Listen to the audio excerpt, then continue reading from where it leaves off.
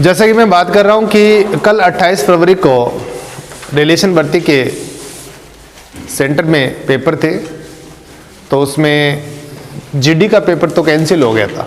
ठीक है, ट्रेडमैन का पेपर कल हुआ, 50 क्वेश्चन का ट्रेडमैन का पेपर था।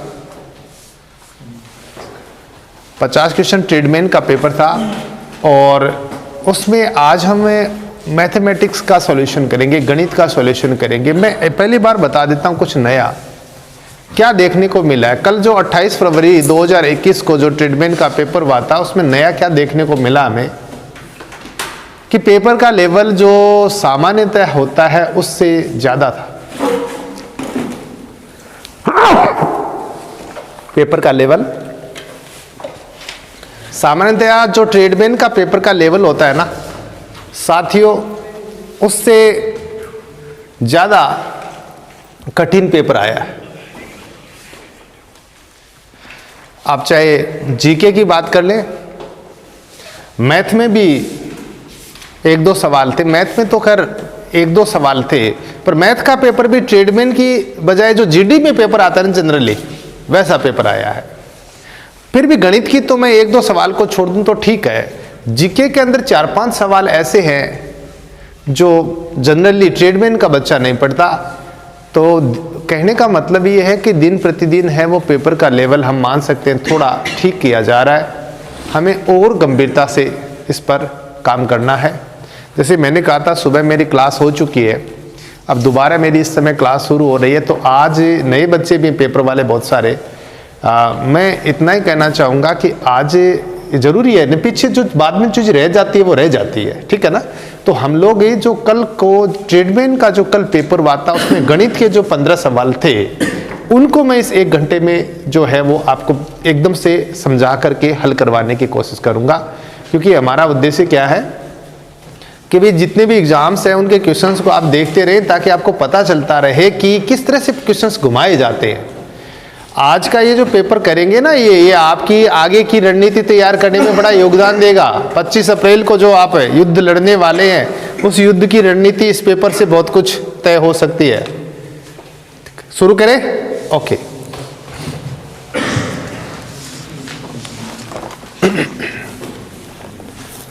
तो मेरे पास है अभी वैसे तो कोई पेपर और एक और है भाई, बच्चों को हाथ में दिया गया। अब की बार पेपर एग्जाम के बाद दिया गया ना, परीक्षा के बाद बच्चों को है वो पेपर दिया गया। जनरली आर्मी वाले बच्चों को पेपर नहीं देते, अब की बार दिया गया। ऐसा है कि ये सबके लिए मेरे हिसाब से होने वाला है। इससे क्या कुछ और चीज़ें अच्छी हो जाएगी भाई। जैसे जनरली बच्चों को पता नहीं होता कौन से एग्जाम, कौन सा प्रश्न का कौन सा उत्तर दिया गया। जब आर्मी ने एग्जाम के बाद आपको पेपर दिया है तो वो आंसर की भी जारी करेंगे, तो इससे हमारे ट्रांसपेरेंसी में और इजाफा होगा, बढ़िया हो जाएगा काम। ये दिक्कत नहीं आएगी कि सवाल ऐसा था कि ऐसा था, उसका जवाब पता नहीं क्या दिया हुआ होगा। कई बार बच्चा कहता है मेरे तो 43 प्रश्न सही है, मेरे तो 42 सही है। ऐसी स्थितियां नहीं आएगी।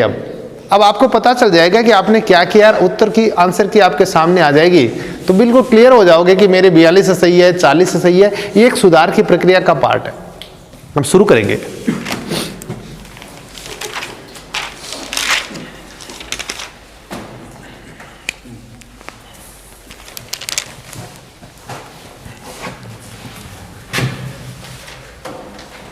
अट्ठाईस फरवरी ट्रेडमैन पेपर। किसकी बात कर रहा हूं मैं? गणित, मैथ की बात करेंगे आज। समय मिलेगा शाम को या कल समय मिलेगा, हम जीके और साइंस पर भी बात करेंगे। इसे मंगवाना, एक दो मार्कर मंगवाना, उधर ऑफिस में पड़े होंगे या ऊपर पड़े होंगे। पहला सवाल क्या दिया हुआ था बच्चों? मेरा फर्स्ट क्वेश्चन है, एक साइकिल सवार 45 किलोमीटर प्रति घंटे की गति से यात्रा करता है। देखो पहला सवाल ऐसा गणित का, एक साइकिल सवार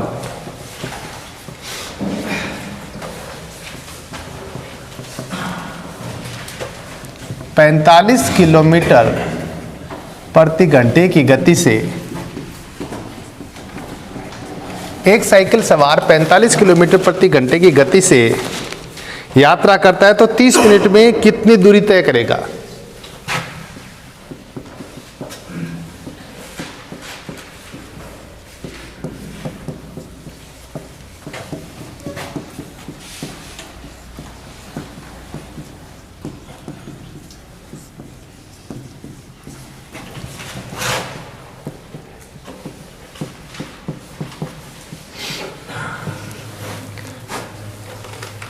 देखो ये सवाल है। बहुत सारे बच्चे ये होते हैं जो ये टॉपिक पढ़ चुके हैं, बहुत सारे बच्चे पहली बार ये पढ़ रहे होंगे टॉपिक को। तो मैं तो 0 लेवल मान करके आपको हल करवाने की कोशिश करता हूं। हालांकि ये ट्रेन वाला सवाल है, ठीक है। तो इसका हल कैसे होगा? देखो सीधी सी बात है, 30 मिनट में कितनी दूरी तय करता है? अच्छा एक बात बताइए मुझे, अब यहां पर सवाल देखना, एक साइकिल सवार की गति क्या है, स्पीड क्या है? 45 किलोमीटर प्रति घंटे। तो मैं कहना चाहूंगा कि वो किसी बच्चे से पूछूं, जैसे महेंद्र एक साइकिल सवार की गति है 45 किलोमीटर प्रति घंटा, तो बताइए 1 घंटा में कितनी दूरी तय करेगा? बोलना मत, बीच में मत बोलना कोई। आप लोग क्या करते हैं, इधर से सवाल पूछता हूं, इधर से बोलते हैं। अरे मैं जो पूछ रहा हूं उससे, ताकि मुझे पता चले कि आपका लेवल क्या है, आप क्या सोच रहे हैं और कहां तक बच्चे को मुझे वापस पीछे जाकर के बताना पड़ेगा, वो मुझे इसे आसानी होती है। इसलिए बीच में दूसरा मत बोलना। हाँ भाई, एक साइकिल सवार 30 किलोमीटर की गति क्या है, स्पीड 45 किलोमीटर प्रति घंटा है ना। तो मुझे बताइए 1 घंटे में कितनी दूरी तय करेगा? बोल गए ना, कोई नहीं। हाँ, अरे भाई जब दे दिया ना कि उसकी गति है 45 किलोमीटर प्रति घंटा है, तो 1 घंटे में 45 किलोमीटर जा रहा है, यही तो वो कह रहा है। ये बात उसने कह दी ना। अब आपसे सवाल ये पूछेगा कि भैया मैं 1 घंटे में 45 किलोमीटर जाऊंगा, तो आधा घंटे में कितना जाऊं? 22.5 किलोमीटर। सीधा ही पड़ा है क्या? इसमें तो कोई ऐसा कुछ है ही नहीं। 1 घंटे में कितनी? 1 घंटे का मतलब 60 मिनट हो गए। 45 किलोमीटर तो आधा घंटा का मतलब ही तो होता है 30 मिनट है। 22.5 किलोमीटर, 22.5 किलोमीटर। आंसर किलोमीटर में दे रखा है इसने, 22.5 किलोमीटर। क्या दिया?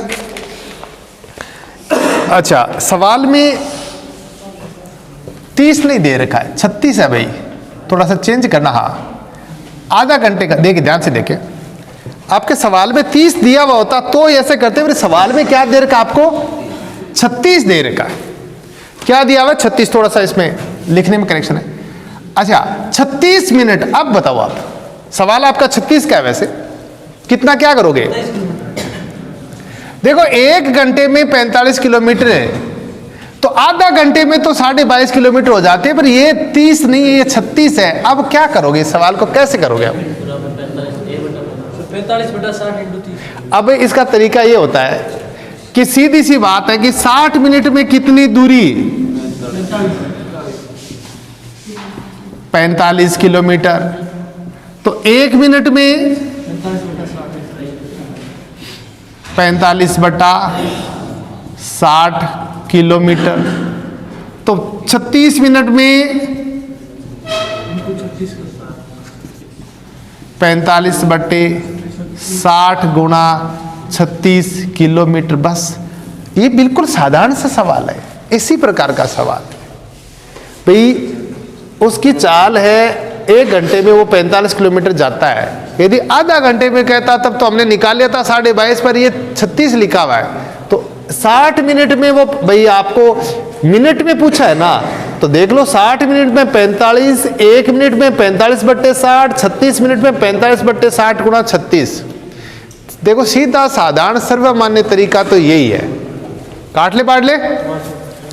12 से काटेंगे, 12 3 5 भाई 12 से काटे तो 3 और 5, 5 का भाग 45 में दिया कितनी बार?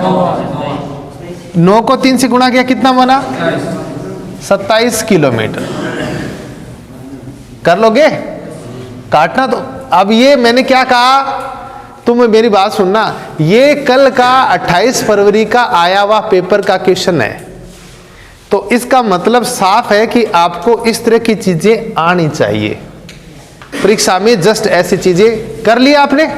अब यदि आप सुन लें, आप यदि 45/60 गुणा 36 से 27 नहीं बना पा रहे हैं, तो फिर पेपर के लिए तो हम तैयार ही नहीं है ना। इस साल के पेपर के लिए तो हम कम से कम तैयार नहीं है। क्यों? ये क्लियर बात है। तो ये तो आना चाहिए। हो गया भाई पहला क्वेश्चन ट्रेडमैन का। दूसरा क्वेश्चन 28 फरवरी ट्रेडमैन जो पेपर हुआ था उसका पहला क्वेश्चन कंप्लीट किया। क्वेश्चन नंबर 2 देखिएगा।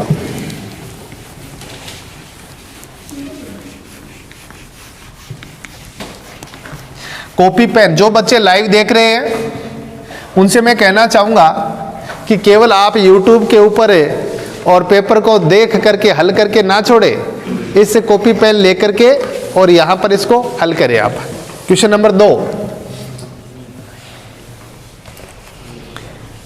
3 संख्या का औसत 7 है। 3 संख्याओं का औसत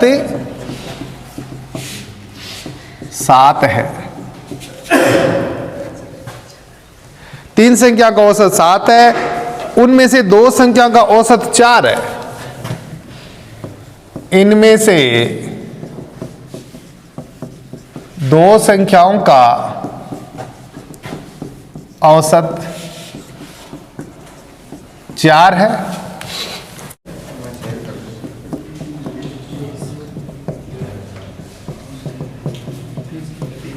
अभी फॉरवर्ड हो सकती है क्या बीच में? हो तो जाएगी, कटेगी तो नहीं ना? क्यों? देखते आएगी तब कर लेंगे। तो तीसरी संख्या का औसत बताइए यार। अयुब जब फोन को लगाते हो लाइव पे तो ये पहली चीज होती है, और क्या होता है फिर रोज बता। ये लगाया था मेरे ख्याल से। 3 संख्या का औसत 7 है, 2 संख्या का औसत 4 है, तो तीसरी संख्या का औसत बताइए। यही है ना? अब इसका क्या करोगे, जवाब क्या होगा? औसत का मतलब क्या होता है बताइए। जो बच्चे देखिएगा, ये अलग अलग प्रश्नावली के सवाल है। मेरा यहाँ उद्देश्य पेपर का उत्तर बताना नहीं है। देखो 2 प्रकार के बच्चे होते हैं। एक तो वो होते हैं कि भाई तुम यदि ये पेपर दे के आते तब तो मेरा उद्देश्य ये होता कि भी इसमें से ये सही होगा, इसमें से ये सही होगा। मेरा यहाँ उद्देश्य है कि ये पेपर के साथ इन टॉपिक से संबंधित आपकी गणित पर थोड़ी पकड़ मजबूत बन जाए, ये उद्देश्य है ना। अब ये अलग अलग प्रश्नावली है, अलग अलग प्रश्नावली है, तो आपको थोड़ा थोड़ा बेसिक नॉलेज हर प्रश्नावली का साथ साथ में रखना पड़ेगा। क्या औसत का मतलब क्या समझ रहे हो? औसत का मतलब होता है प्रति व्यक्ति। क्या मतलब होता है औसत का? एक बात सुनिए कि एक आदमी ने 50 रुपये कमाए, एक ने 70 रुपये कमाए, एक ने, मैंने कहा एक ने 50 रुपये कमाए, एक ने 70 रुपये कमाए, तो दोनों की कमाई को जोड़ करके 2 का भाग दे देने पर प्रत्येक के हिस्से में बन जाता है ना। ऐसे ही करते। मान लीजिए एक विद्यार्थी के गणित में 20 नंबर आए, विज्ञान में 40 आए, अंग्रेजी में 60 आए, तो प्रत्येक सब्जेक्ट में 20 + 40 + 60 तीनों को जोड़ करके 3 का भाग दे दें तो प्रत्येक सब्जेक्ट का औसत अंक बन जाएगा। तो औसत का मतलब क्या होता है? सीधा सा पूछे तो मतलब प्रति व्यक्ति मान लो आप, बराबर बराबर करें। कुल धन है, कुल राशियों का योग बट्टा राशियों की संख्या से औसत निकालते हैं ना। औसत क्या होता है? राशियों का योग बट्टा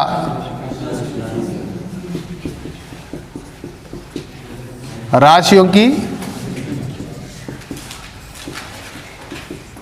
यही होता है ना औसत। जैसे मान लीजिए एक आदमी को 10 रुपये मिले, एक को 20 रुपये मिले, एक को 30 रुपये मिले। मुझे इसलिए बताना पड़ता है कि कुछ बच्चों ने औसत की प्रश्नावली नहीं पढ़ रखी है। अभी तक जो नए बच्चे आए हैं, जिनका नया एडमिशन है, मेरा ऐसा मानना है शायद उन्होंने नहीं पढ़ रखी है, तो फिर उनको थोड़ा सा बेसिक बताए बिना इसका हल कैसे करें। तो अब 10, 20, 30 है ना, तो तीनों को जोड़ करके और 3 का ही भाग दे दे, इसी तो कहते हैं औसत। कितना बना? 50, 60 पर 20 बन गया ना औसत। ठीक। अच्छा एक बात बताइए, 2 आदमी हैं और औसत उन्होंने 40 रुपए कमाए हैं, तो दोनों ने, मनोहर सिंह कुल कितने कमाए? 1 मिनट मनोहर, मैं ये पूछ रहा हूं 2 आदमी हैं, प्रत्येक आदमी ने औसत 40 रुपए कमाए, तो दोनों ने कुल कितने कमाए? अरे औसत का मतलब प्रत्येक के हिस्से में क्या आया? 2 आदमी हैं, दोनों ने में से प्रत्येक, दोनों 2 आदमी हैं, प्रत्येक ने औसत 40 रुपए कमाए, यानी प्रत्येक के हिस्से में 40 रुपए कमाए, तो दोनों की कुल कमाई कितनी हुई? 80। सवाल पूछा जाता है कि 3 संख्याओं का औसत 20 है, तो तीनों संख्याओं का टोटल कितना है भगता? औसत का मतलब प्रत्येक आदमी के हिस्से में, समझ रहे मेरी बात को? 5 व्यक्ति है, औसत कमाई 100 रुपए है, तो कुल कमाई कितनी हो गई? औसत का मतलब प्रत्येक के हिस्से में कितना आया, बराबर जो आया प्रत्येक के हिस्से में। तो अब मैं ये कह दूं कि 3 संख्या का औसत 7 है, तो इसका मतलब क्या है? क्या मतलब है इसका? 3 संख्याओं में से प्रत्येक संख्या 7 है, इसका मतलब यही तो मानोगे आप।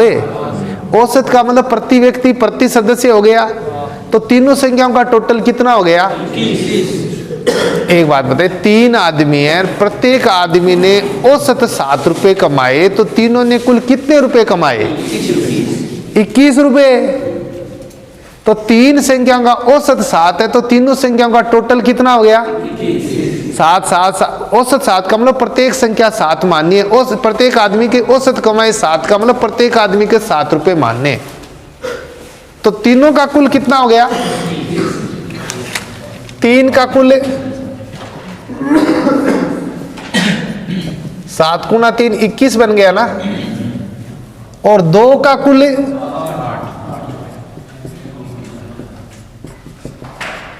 4 है ना औसत, तो 4 गुना 2 कितने बन गए? तो तीसरी संख्या कितनी बनी? भाई तीनों संख्या का टोटल आ गया, 2 का टोटल आ गया, तो तीनों के टोटल में से 2 का टोटल, तीसरी संख्या कितनी बनी? 21 माइनस 8। 21 माइनस 8 बराबर कितनी बन गई? तो देख लो आप, ये सवाल हो गया। दूसरा सवाल हो गया, अच्छी तरह कर लेना, एकदम से तसल्ली से समझ करके। मैं कोशिश यही करूंगा, ये सारे सवाल अलग अलग प्रश्नावली के हैं, तो प्रत्येक प्रश्नावली का थोड़ा मुझे बेस बताना पड़ेगा, नहीं तो आपके क्लास का ये जो 2 घंटा व्यतीत होगा उसका फायदा नहीं मिला फिर। अब हम तीसरे सवाल की ओर बढ़ रहे हैं। तो कल जो 28 फरवरी को आर्मी ट्रेडमैन का पेपर हुआ था, उसका आज गणित का सॉल्यूशन चल रहा है। हमने क्वेश्चन 2 कर लिए हैं, तीसरा सवाल आप करेंगे। क्या है तीसरा? थोड़ा रजिस्टर है वो बड़े में लिख दिए सवाल है, कोई बात नहीं, थोड़ी इसलिए तकलीफ हो रही है, पर ये रही। देखिए क्या सवाल क्या है। अशोक ने एक धनराशि को 10% वार्षिक ब्याज की दर से निवेश किया। अशोक ने एक धनराशि को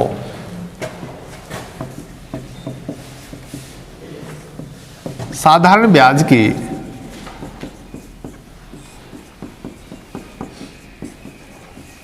आपको बता दूं कि जनरली ऐसा पेपर है जीडी में आता है, जीडी का लेवल है बिल्कुल एग्जैक्ट। ट्रेडमैन का पेपर सामान्यतः क्या है, इसे आसान होता है थोड़ा, अब की बार लेवल बढ़ा है।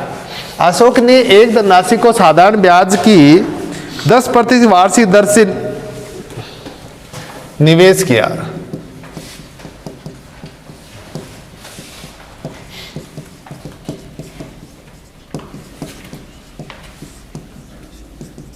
साधारण ब्याज की 10% वार्षिक दर से निवेश किया। 4 वर्ष बाद ब्याज सहित राशि, 4 वर्ष बाद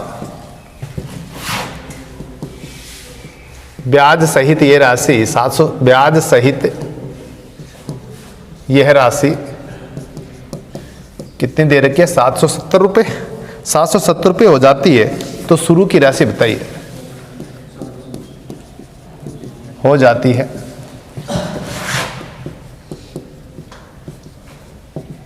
तो शुरू की राशि बताइए, यही सवाल है ना।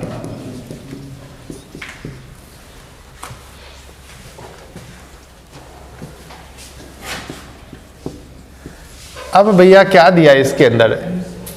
सवाल चक्रवृद्धि ब्याज का है या साधारण ब्याज का? साधारण ब्याज का। पहली बात समझ में आ गई।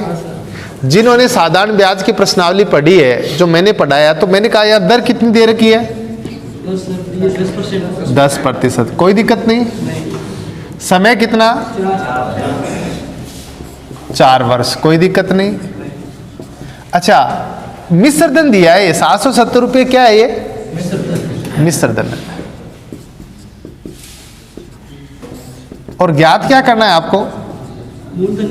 शुरू में राशि कितनी लगाई थी? शुरू की राशि तो मूलधन ही होता है, कैपिटल होता है, पूंजी होती है, मूलधन होता है। आपको मूलधन ज्ञात करना है। मूलधन ज्ञात करना है ना। क्या ये बात क्लियर है भाई? जिन्होंने ये प्रश्नावली नहीं पढ़ी है वो भी इतना तो जानते हैं कि दर 10% है। थोड़ा बहुत तो पढ़ा ही है कभी न कभी। समय 4 वर्ष का दिया। अब आपने किसी को राशि दी ब्याज सहित, वो इतनी बन गई, तो वो तो मिश्र धन ही है। मिश्र धन क्या होता है? मूलधन और ब्याज दोनों को। मान लीजिए आपने किसी को 500 रुपये दिए और 200 रुपये ब्याज के बन गए, तो ब्याज सहित कुल कितने बन गए? 700 रुपये। तो वो 700 रुपये क्या चीज है? मिश्र धन है ना। क्लियर? अब आपको तो पता ही है भाई मूलधन बराबर क्या होता है। सुन लो भाई, मुझे लगता है यही होता है, ब्याज गुणा 100 बटे समय इंटू दर। कर लूं क्या? इससे सवाल है, हो जाएगा क्या?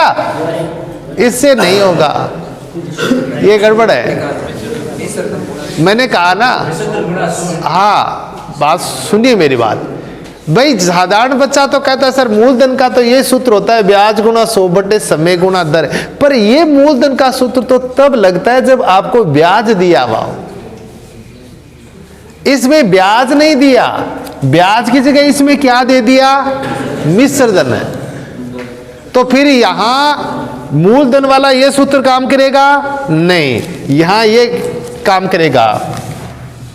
मूलधन बराबर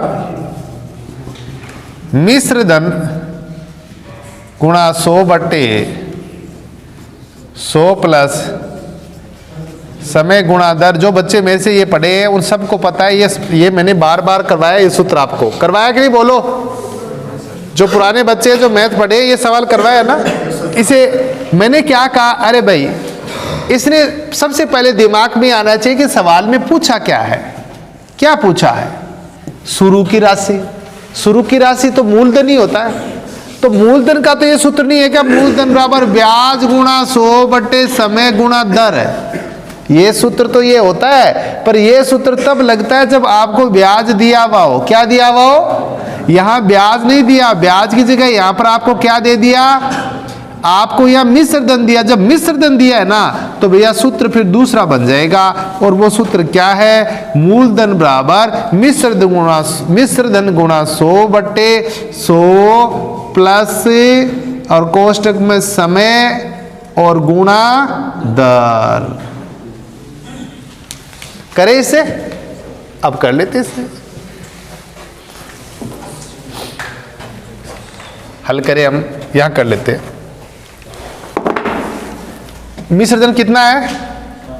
770 गुणा 100 बटे 100 प्लस समय कितना है और दर है?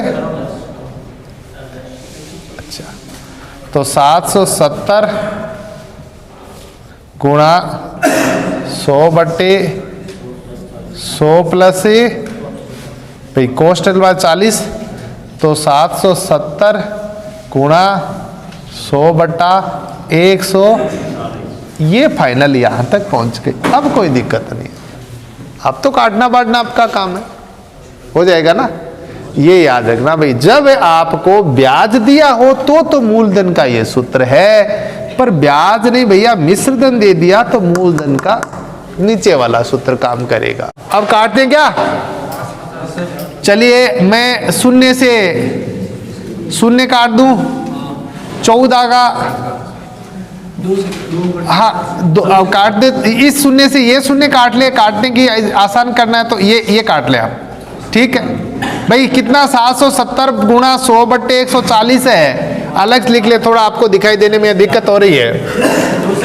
आराम से कट जाएगा, कटने वाली संख्या है, काट ले ऊपर भाई। देखो कटने वाली संख्या क्या है? 770 गुणा 100/140 है। 7 से काटे तो 7 से काट लो, चाहे इसको काट लो, 7 से कट जाएगा दोनों, ये काट दिया। 7 से काटे तो ये कितना बन गया, और 7 से काटे तो ये कितना, ठीक है। अब आप 1100/2 हो गया क्या? तो बात तो 550 है। ये तो कैसे बना ले, आपकी मर्जी, चाहे इसको इससे काट ले, इसको इससे काटे, जैसे भी काटे। एनीवे उत्तर कितना आ गया? 550, 550। कैलकुलेशन की बात अपने अपना तरीका। नेक्स्ट क्वेश्चन करेंगे हम लोग।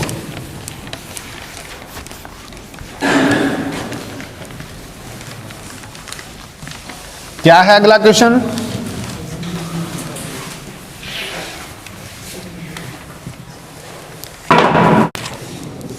सवाल देख क्या है मेरा, देखो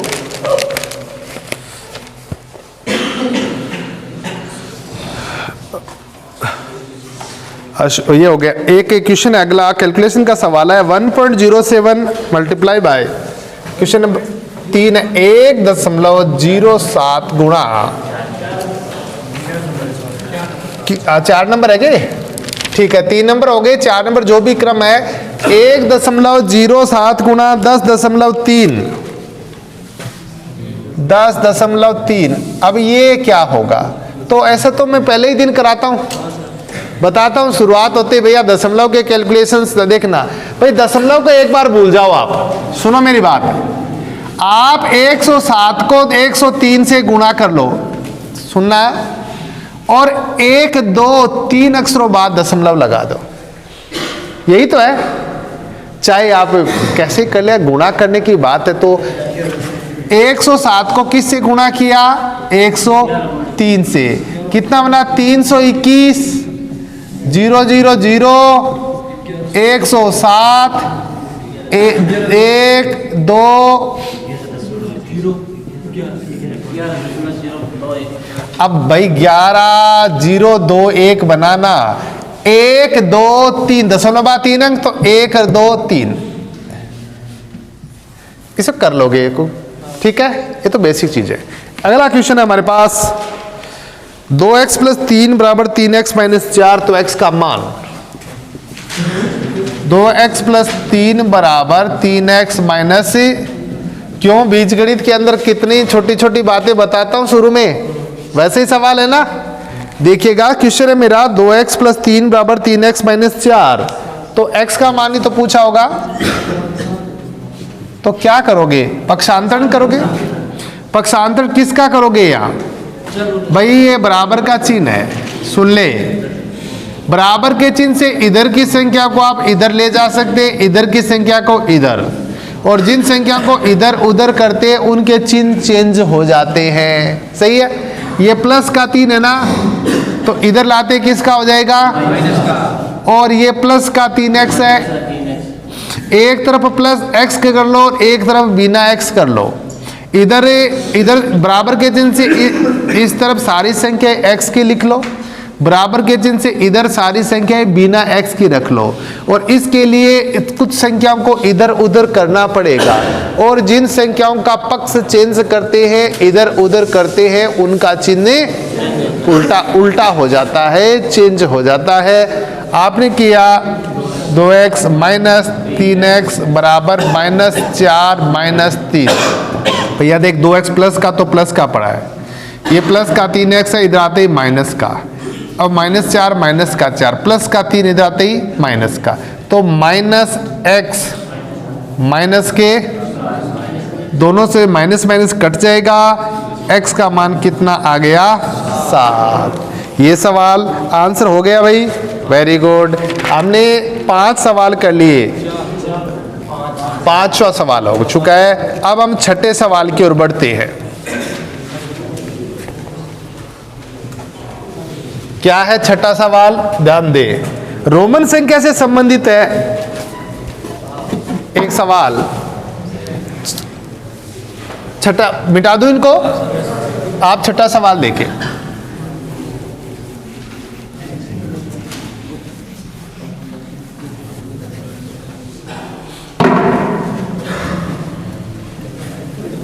छठे में मान पूछा है x 12 प्लस एल का।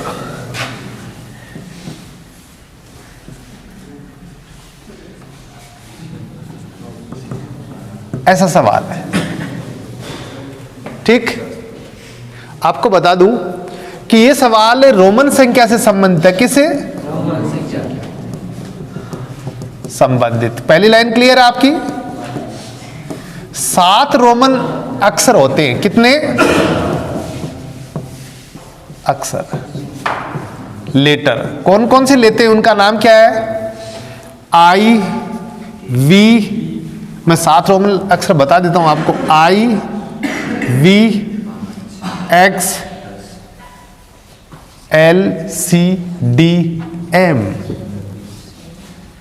1, 5, 10, 50, 10 के बाद 50, 100, 500, 1000। इनके ये मतलब होते हैं। ये इतना, इससे संबंधित सवाल आ गया है, आप देखिएगा। यही सवाल है ना, 12 प्लस एल। तो रोमन संख्या से संबंधित है, 7 रोमन अक्षर होते हैं। तो अब आप देख लीजिएगा, ये तो 12 है। वैसे इसको लिखने का तरीका देखिएगा, ये कितना हो गया? 12 भाई। 10 से 11 और 12, 2 एक और लग गए साथ में 12, और प्लस एल। एल को कितना कहते हैं? 50। तो उत्तर कितने बन गए? 62। तो ये एक अच्छा सवाल है, नए प्रकार का सवाल है। कई बार बच्चे, भाई ये तो आप जानते हैं ना कि भी 1x का मतलब 10 होता है। मैं इस टॉपिक को थोड़ा सा आपको बताऊंगा। हम लोग इस टॉपिक को जनरली लिया नहीं है, क्योंकि ऐसा सवाल जनरली नहीं पूछा ना। अब ये नया सवाल है, इसलिए ये सवाल तो यहाँ कर ले। इतनी बेसिक बात तो यहाँ ध्यान रख ले। मैं रोमन संख्या का एक टॉपिक आपको आप थोड़ा अलग ढंग से और करवाएंगे। ये 12 हो गया, फिर 12 और 50, 62। क्लियर? रोमन संख्या में ऐसे लेटर होते हैं, I, V, X, L, C, D, M. तो आई का मतलब ये 1 को माना जाता है, ये 5 के लिए होता है, 10 के लिए होता है। अब देखो ऐसे करते तो ये 30 हो गया ना, 10, 10, 10। ऐसे करते तो 15 हो गया ना, 10 और 5। ऐसे करते तो 11 हो गया, ये 12 हो गया, ये 13 हो गया, ये 14 हो गया, ये 15। लिखते हैं ना आप ऐसे भाई। जैसे ये हो गया, अब ये क्या है भाई? जैसे ये मैं कह रहा हूं, ये हो गया 20, 30, 40, ऐसे लिखते हैं ना। और 50 आते सीधा क्या लिख देते हैं हम लोग? एल लिख देते हैं। तो इस पर हम सवाल और भी करेंगे। फिलहाल इतना था कि ये तो संख्या 12 है और ये संख्या कितनी है? 50 है। टोटल कितना कर दिया? 62। बाकी हम रोमन संख्या का टॉपिक अलग से लेंगे। अगला क्वेश्चन देखिए आप। नेक्स्ट क्वेश्चन है हमारे पास,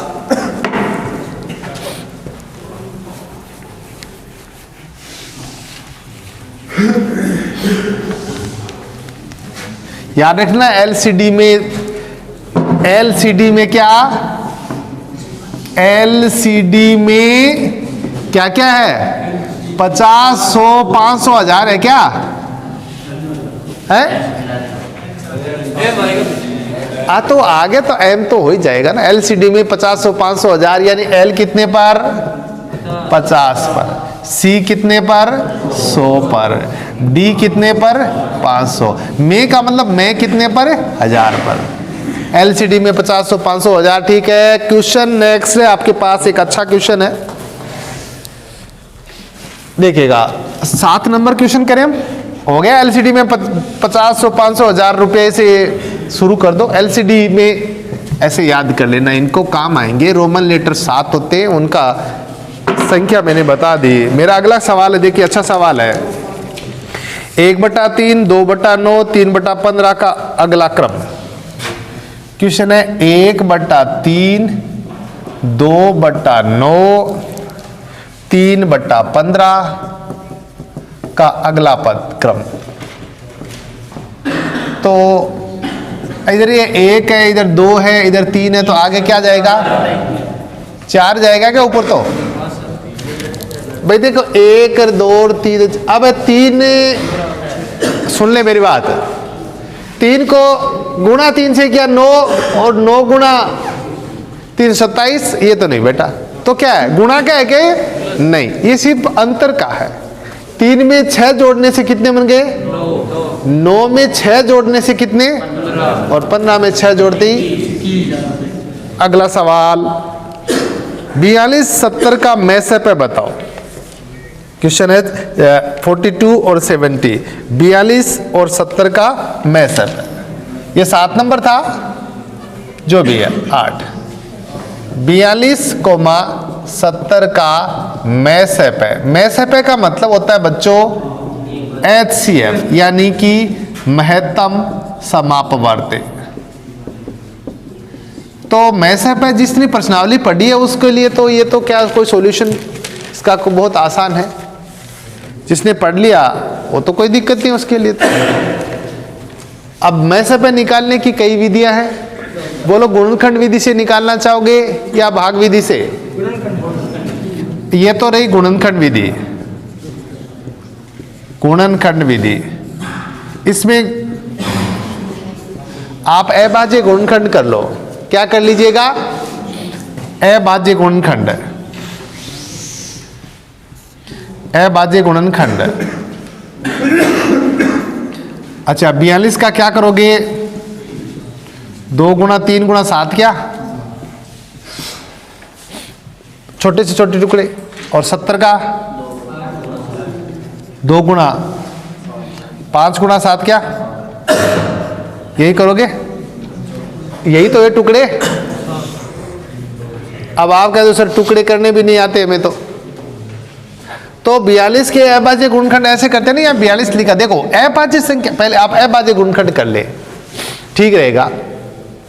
अभाज्य संख्या क्या होती है ये बताओ मुझे। वो संख्या जिसमें किसी अन्य संख्या का भाग न जाए उसे क्या कहते हैं? अभाज्य संख्या, उसे कहते हैं ना। क्या क्या होती है अभाज्य संख्या? 2 3 5 7 11 13 17, जिन संख्याओं में अन्य संख्या का भाग नहीं जाता वो अभाज्य संख्या है। तो अभाज्य गुणनखंड का मतलब अभाज्य संख्या गुणनखंड के रूप में लिखी जाएगी। तो अभाज्य गुणनखंड 42 का 2 में किसी संख्या का भाग जाता है क्या? 3 में किसी संख्या का भाग जाता है क्या? 7 में जाता है क्या? तो 2 3 7 अभाज्य गुणनखंड नहीं है क्या? 70 2 में किसी संख्या भाग जाता है, 5 में भी नहीं जाता, ये अभाज्य गुणनखंड है। और अभाज्य गुणनखंड, अब मैंने तो सीधे बना दिया अभाज्य गुणनखंड। अब अभाज्य गुणनखंड भी कैसे बनाते हैं इसके लिए आप देख ले। जैसे आपको 42 का बनाना है ना, तो सबसे पहले क्या 42 लिख लिया 42। और इसमें कौन सी अभाज्य संख्या का भाग देंगे? सबसे पहले अभाज्य संख्या 2 है ना, तो 2 का भाग दो, कितना बना? फिर से 2 का भाग दो, पर 2 का भाग तो नहीं जा रहा। तो अगली अभाज्य संख्या क्या है? 3 का भाग दे दो। अब फिर से 3 का भाग दो, नहीं। तो अगली अभाज्य संख्या है 5, 5 का भी नहीं। तो फिर अगली अभाज्य संख्या 7 का जाता है। तो ऐसे टुकड़े बन गए 2 3 7। अब ऐसे 70 के अभाज्य गुणनखंड कैसे बनाओगे? सबसे पहले कौन सी अभाज्य संख्या रखोगे? 2। तो ये कितना बन गया? कुछ बच्चे ये सोच रहे होंगे कि सर गणित का 15 क्वेश्चन हल करने में हमें मुश्किल से टाइम मिलेगा कितना मिनट का? 30 मिनट तो मान लो, चलो ज्यादा से ज्यादा 30 मिनट, तो हमें तो 2 घंटे लगने वाले। मेरा उद्देश्य ये है कि ये जो नए बच्चे पुराने बच्चे बैठे हैं उनको ये पता चल जाए कि कौन कौन से टॉपिक से कौन से क्वेश्चंस आते हैं। अब अलग अलग टॉपिक के क्वेश्चंस हैं जो आपने पढ़ नहीं रखे हैं, बहुत सारे नए बच्चे हैं। तो मेरा उद्देश्य ये है कि ये सवाल भी हल हो जाए और साथ ही साथ उस सवाल के आसपास की बेसिक जानकारी आपको हो जाए, ठीक है ना। तो ये चीजें आपका रिपीट हो जाए, आपने वो प्रश्नावली नहीं पढ़ी, उसकी बेसिक जानकारी मिल जाए, तब कहीं जाकर के आप में इसका बेनिफिट मिलेगा। यदि मैं फटाफट उत्तर निकाल देता भाई ये देखो शॉर्ट के ये, तब तो आपको बेनिफिट नहीं है। आपको सीखना है, अभी आपको सीखना है, तो सिखाने की मैं फिर कोशिश कर रहा हूं कि ऐसे क्वेश्चंस को कैसे हल करोगे आप। ठीक है भाई, 2 का भाग दिया कितना, अब अगली दो फिर से 2 का भाग जाता है, तो अगली अभाज्य संख्या कौन सी रखूं? 3 रख ले, 3 का भी नहीं जाता। 5 का दिया, टुकड़े बन गए। तो मैंने कहा 42,70 का मैसे पे निकालना है, तो पहले कौन सी विधि काम में ले रहे हैं? अब आप ये पूछोगे सर ये तो ठीक है, परीक्षा में कौन सी विधि काम में ले? 42,70 की तो परीक्षा में तो वैसे तो कोई इसमें कोई ज़्यादा टाइम नहीं लिखता, ये विधि भी काम में लेते हैं तो भी कोई बहुत बुरी बात नहीं है, लेकिन वो दूसरी विधि इससे भी ज़्यादा जल्दी होती है। ठीक है, अब बताओ, बोलो ये ठीक है इसके ये टुकड़े? अब मत लो सभी, मैसे पे का मतलब मत लो सभी, सारे नहीं लेने हैं, तो कौन से लेने हैं? पहले बताओ यार लाइनें कितनी बनी, और एक संख्या और देता तो लाइनें कितनी बन जाती? जब 3 लाइनें बनती तो तीनों में कॉमन है, वही उत्तर होता। यहाँ 2 ही संख्या है तो 2 लाइनें बनी, तो इन दोनों में कॉमन क्या है?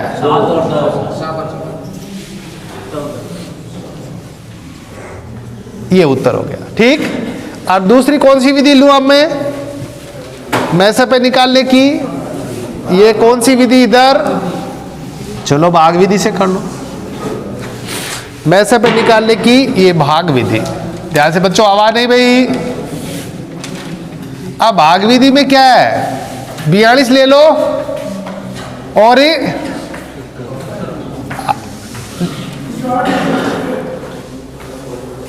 आप कहेंगे कि ऐसे तो हम लघुत्तम निकालते हैं, है ना। एक बात बताइए, 42 और 70 का मैंने ये ले लिया, सुनो मेरी बात, पहले लिया मैंने 2 तो बना 21 और 35, फिर मैंने लिया 3 तो 7 और 35, फिर मैंने सुने तो श्री, फिर मैंने ले लिया चले 5 तो 7 और 7, फिर 7, पर ये तो क्या है? ये तो एलसीएम है। अरे ऐसे तो लघुत्तम निकालते हैं, है ना। तो मैसे पे लघुत्तम में क्या है? जैसे मान लीजिए ये 2 संख्या है, अब 3 का भाग इसमें जाता है, इसमें नहीं जाता। एक भी संख्या में 3 का भाग जाता है तो यहां 3 लिखेंगे ना। एक भी संख्या में 5 का भाग जाता है तो यह 5 लिखेंगे ना। एक भी संख्या में, इसमें क्या दोनों में जो भाग जाता है वही यहां लिखो। 2 का भाग दोनों में जाता है क्या? 21 और अब ऐसी कौन सी संख्या है जिसका दोनों में भाग जाता है? 3 का भाग दोनों में जाता है क्या? इसमें जाता है, इसमें नहीं जाता। अभाज्य संख्या 5 का भाग इसमें जाता है, इसमें नहीं। फिर 7 का भाग दोनों में जाता है, 3 5, तो 2 गुणा 7 ही बनाना।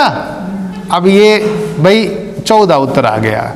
तो मेरी कोशिश ये थी कि यदि आपको बिल्कुल पता ही नहीं है कि मैसे पे कैसे निकालते हैं, तो भी थोड़ा सा यहाँ से आप सीख सकते हैं। और जिन्होंने कर रखा है वो तो आप समझ ही गए कि अब ये ज़्यादा आसान ये रहा ना आपके लिए। पर है वो आपको आसान यदि ये लगता है तो ये विधि ले लो, ये लगता है आसान ये ले लो। इसमें कोई ज़्यादा समय, बहुत ज़्यादा समय वाली विद्या नहीं है ये। अगला क्वेश्चन करेंगे हम। 7 नंबर क्वेश्चन कर चुके हम लोग, 8 कर चुके, अब 9 आएगा। ठीक,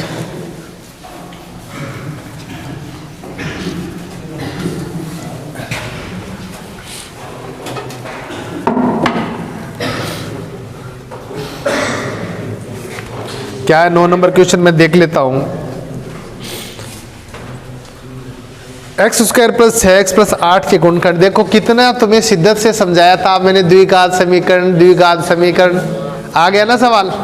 हाँ, बस यही बनता है, x² + 6x + 8 के गुणनखंड।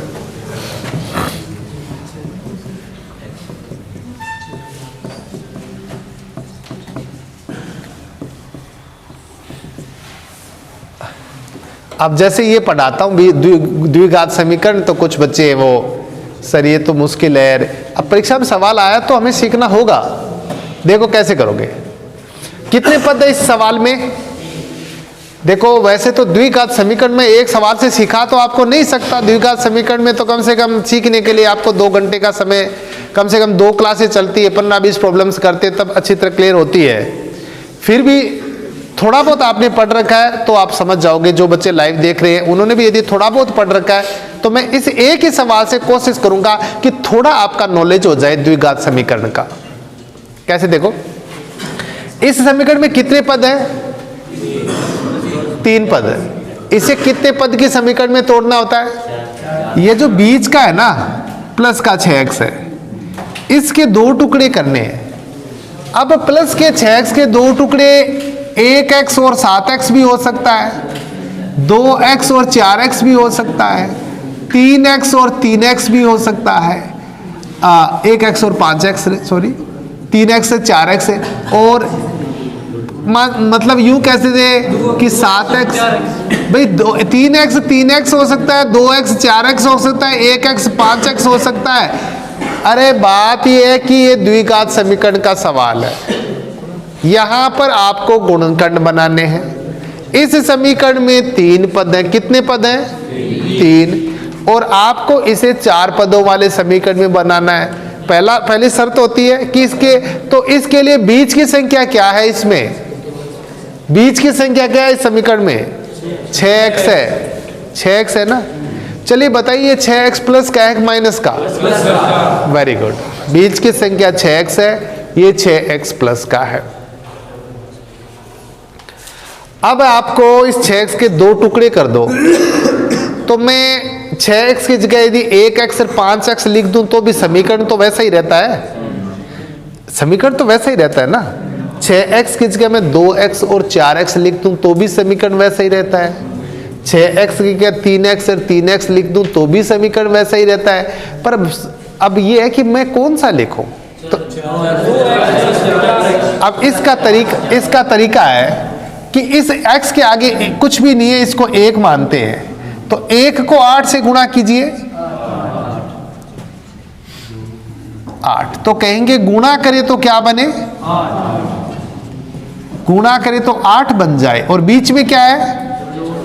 6 है ना, तो जोड़े तो बीच में देखो इसको इससे गुणा करते, 1 को 8 से गुणा किया 8 बना। तो हम कहें कि 6 के ऐसे 2 टुकड़े करो कि जिनको गुणा करने पर कितना बन जाए? 8। सवाल अलग हो गया ना। यानी यहां क्या पूछा जा रहा है भाई, ये बीच में 6 है ना, 1 को 8 से गुणा करने पर कितना बना? 8। 6 के ऐसे 2 टुकड़े करो कि उसका मान इन दोनों के गुणा के बराबर हो जाए। 1 को 8 से गुणा करने पर 8, तो कहेंगे ऐसी संख्या बताओ जिनको गुणा करें तो कितना बने और जोड़े तो बीच का। अब देखो गुणा करें तो 8 किससे बनता है? या अब फिर बात गुणे से करें, गुणा करें तो 8 किससे बनता है? 1 को 8 से गुणा करने पर भी 8 बनता है, लेकिन 1 और 8 को जोड़ने पर 6 बनता है क्या? नहीं बनता। 1 को 8 से तो गुणा करें तो 8, या तो 1 को 8 से गुणा करने पर 8 बनता है, पर 1 को 8 से जोड़ने पर 6 नहीं बनेगा। तो 2 को 4 से गुणा करने पर और 8 बनता है, और 2 में 4 जोड़ते ही 6 बन जाता है। इसलिए ये टुकड़े ये सही है कि 6 के टुकड़े हमें 2 और 4 करने पड़ेंगे, जिनको जोड़ने पर तो 6 बन नहीं रहे, गुणा करने पर 8 भी बनता है। तो ऐसे सवाल, अब एक ही सवाल है द्विघात समीकरण का, तो इससे तो आप द्विघात समीकरण तो नहीं सीख पाएंगे। फिर भी थोड़ा सा मुझे बताना पड़ा कि ऐसे सवालों को करने का ये तरीका है। अब आपके 6 के सही टुकड़े क्या हुए? 6 के 2 और 4 का मतलब, तो 6 की जगह मैं क्या लिख लूँ? x² plus 2x plus 4x plus 8। बताइए इन दोनों समीकरण, ये दोनों समीकरण एक ही है या अलग अलग है? एक ही है। 6x को 2x 4x में तोड़ के लिख दिया। अब फिर वही बात, आप कहते सर 6x की जगह 1x और 5x भी तो कर सकते थे। तो भैया 1x और 5x करते तो गुणा करने पर, जोड़ने पर तो 6 बनते हैं, पर 1 5 को गुणा करने पर 8 नहीं बनते। सही नहीं माना। अब आप कॉमन लो इस पे से, आप कहते सर 6x के 2 टुकड़े तो 3x और 3x भी हो सकते थे, पर वो सही नहीं है, क्योंकि शर्त है कि 6x के टुकड़े 6x के करने हैं, जिनको जोड़ने पर 6x बने और गुणा करने पर 1 और 8 दिए ना यहाँ, तो 1 गुणा 8 8 बनना चाहिए, तो 2 को 4 से गुणा करने पर 8 बन रहा है ना, इसलिए। अब इनमें से कॉमन लो। अब देखो द्विघात समीकरण में कॉमन लेना भी सिखाया था, तो इन दोनों में किसका भाग जा रहा है? x का। x का भाग इसमें दोगे तो क्या बनेगा? एक्स स्क्वायर में x का भाग दोगे x बनता है, और इसका दोगे तो सही, तो कोष्टक में x प्लस 2 बनाना, तो इधर वाली संख्या भी कोष्टक में यही बनना चाहिए, x प्लस 2। अब यहां क्या रखूंगी, इसको इससे गुणा करूं तो ये बन जाए, और यहां क्या रखूंगी, इसको इससे गुणा करूं तो ये बन जाए 4। ठीक, 4 को x से गुणा किया 4x बन गया, 4 को 2 से गुणा किया 8 बन गया। एक कोष्टक में तो ये रख दो दोनों, कौन? x प्लस e, और एक में इन दोनों में से कोई एक रख दो, x प्लस e। केवल जिन्होंने द्विघात समीकरण सीख रखी है पहले से, वो इस बात को आसानी से समझ रहे। आपने यदि द्विघात समीकरण पहले बिल्कुल नहीं पढ़ रखी है तो थोड़ा धैर्य रखें, हम बीजगणित की प्रश्नावली में करवाएंगे। फिलहाल सवाल का उत्तर ये रहेगा, ठीक है। अगले सवाल की ओर बढ़ते हैं हम लोग।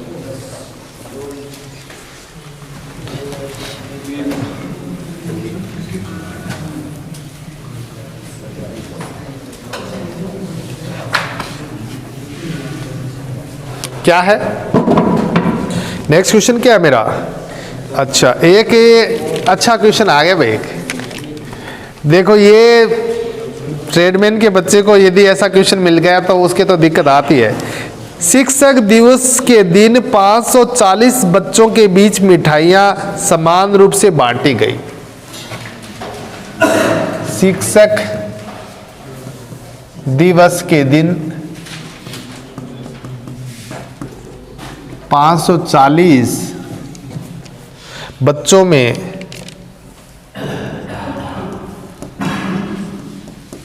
मिठाई समान रूप से बांटी गई।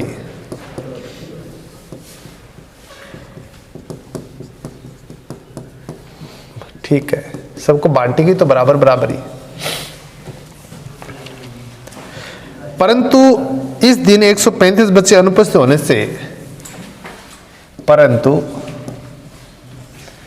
इस दिन 135 बच्चों के अनुपस्थित होने से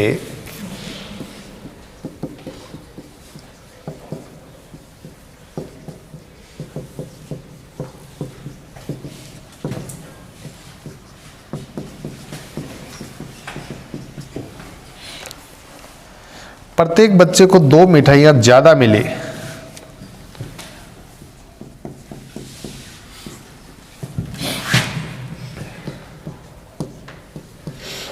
इतना बड़ा सवाल दिखते ही बच्चा घबराने लगता है।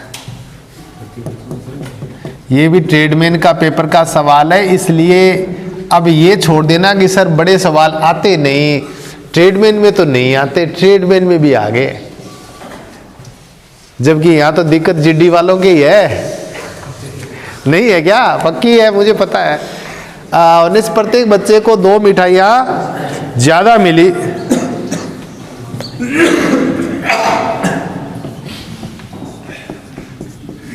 तो वास्तव में मिली, प्रत्येक बच्चे को वास्तव में कितनी मिठाइयां मिलनी चाहिए? प्रत्येक बच्चे को वास्तव में कितनी मिठाइयां मिलनी हो चाहिए?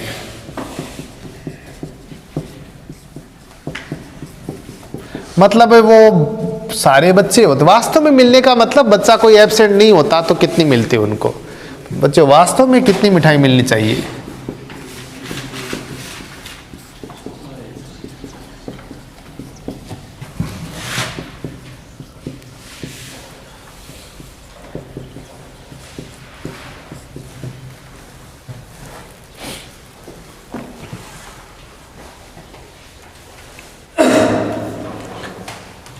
वास्तव में कितनी मिलनी चाहिए का मतलब क्या हुआ, वो शब्द दिया ना, वास्तव में कितनी मिलनी चाहिए का मतलब वो ये चाह रहा है कि यदि सारे उपस्थित होते तो कितनी कितनी मिलती। अब देखो ऑप्शन विधि से करने की कोशिश करेंगे पहले, या एक्स विधि से? पहले एक्स विधि से सोचो हल। माना प्रत्येक बच्चे को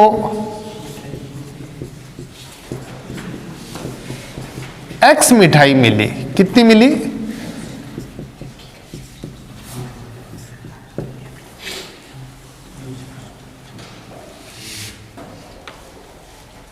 प्रत्येक बच्चे को एक्स मिठाई मिली, तो कुल मिठाई कितनी बांटी गई? 540। नहीं, 540 तो बच्चे हैं। जब 540 है तो कुल मिठाई कितनी बांटी? मिठाई कितनी हो जाएगी? 540 एक्स हो जाएगी भैया। जब लड़के 540 माइनस 135 एब्सेंट है क्या ना? 405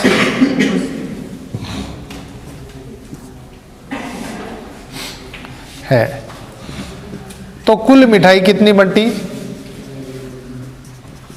बताओ। 405 गुणा 2। ये सवाल थोड़ा लेवल का सवाल देखिएगा, मैं ऑप्शन विधि से भी बताने की कोशिश करूंगा। एक बात बताइए कि मिठाई तो कुल उतनी है ना, एक्स मिठाई है, एक्स मिठाई तो प्रत्येक को दी जा रही है, सॉरी 540 लड़के, प्रत्येक लड़के को एक्स मिठाई मिली, तो कुल मिठाई कितनी मिली, कितनी बंटी?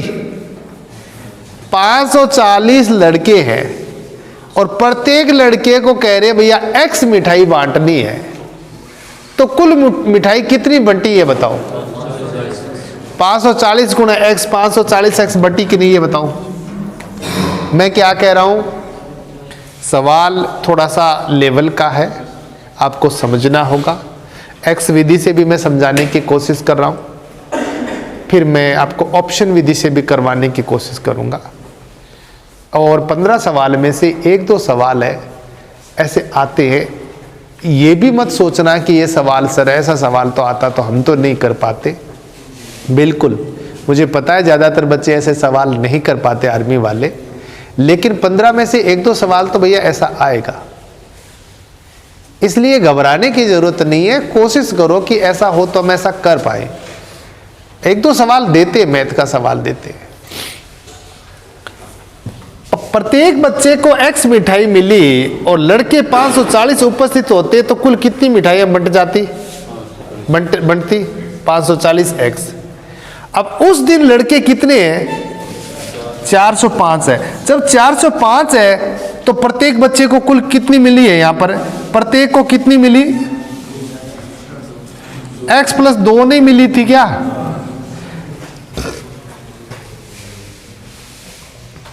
भाई जब 540 लड़के हैं तो प्रत्येक को एक्स मिली, तो कुल मिठाई 540 एक्स हो गई। अब जब 405 लड़के हैं तो प्रत्येक को कितनी मिली है? यहां पर इस समय प्रत्येक को कितनी मिली है? एक्स से 2 ज्यादा भाई, तो कुल 405 गुणा एक्स प्लस 2 मिठाई बंटी कि नहीं? मिठाई तो उतनी है, पूरा बैग भर के ले आई मिठाई का। प्रत्येक लड़के को एक्स मिठाई मिली, लड़के 540, तो कुल मिठाई कितनी बांटती? 540 गुणा एक्स। अब मैं कहता हूं कि लड़के हैं वो 135 गायब हो गए, लड़के 405 ही है। कितने हैं? जब लड़के 405 है तो अब प्रत्येक लड़के को कितनी बांटी जा रही है? एक्स बांटी जा रही है क्या, या एक्स से 2 ज्यादा? एक्स से 2 ज्यादा है ना। जब 405 है तो प्रत्येक लड़के को एक्स प्लस 2 बांटी जा रही है। क्लियर होगी बात? अब मुझे बताओ आप, अब आपके पास ये है कि आप कितनी मिठाई, दोनों मिठाई बराबर है, तो मिठाई बराबर है कि नहीं? मुझे बताइए इस सवाल में दोनों ओर की मिठाइयां बराबर है कि नहीं आपके पास? भाई 540 x बराबर 405 x प्लस 2, मान तो आपको x का निकालना है? तो x बराबर क्या निकाल, आप क्या काटोगे, कैसे काटोगे इसको? आप पक्षांतर करोगे या कैसे करोगे? देखो 540 x बराबर 405 x प्लस कितना 810 हो गया क्या? बीजगणित है तो 540 x माइनस 405 x बराबर 810, कितना बचा ये? कितना बचा? 135 x बराबर 800, x बराबर 810 बट्टा 100, कितना बना? 6। ये करना पड़ेगा एक तो, भाई दोनों बराबर करनी पड़ेगी। पहले देखो मेरी बात सुनने, मैंने कहा सवाल थोड़ा सा टफ है। पहले प्रत्येक लड़के को x मिठाई दे दी गई और लड़के 540 थे तो इतनी मिठाई बांटती। दूसरी बार लड़के हो गए 405 और प्रत्येक लड़के को x प्लस 2 बांटी गई तो इतनी होगी। ये दोनों बराबर ही तो है, तो ये समीकरण बराबर करना पड़ेगा।